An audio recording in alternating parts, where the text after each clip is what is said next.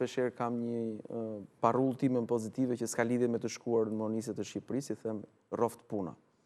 Në bazë të gjitha përpjekjeve të tua, ti vlerësohesh ose nënvlerësohesh sot. Po kam përshtypjen se kur ti ke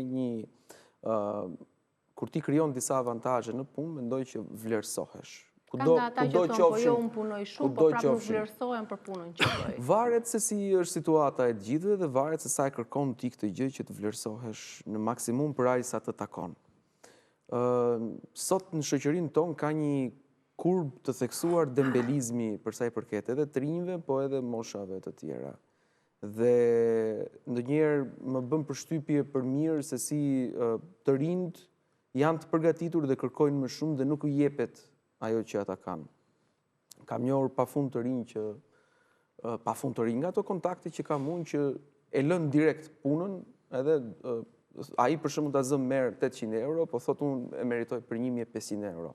Patjetër, janë dhe kushtet familjare që nuk janë të martuar, nuk kanë një familje, nuk kanë një kredi, edhe këtë ta mundsoni jeta.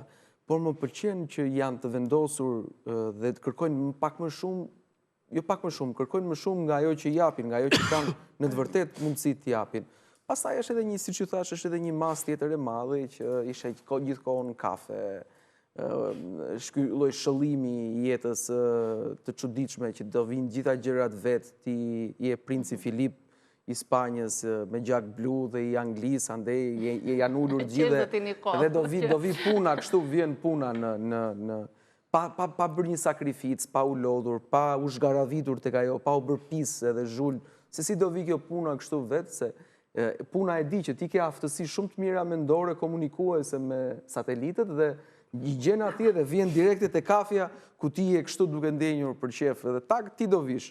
Le pastaj që janë të paftë për punë, po kjo është tjetër muhabet.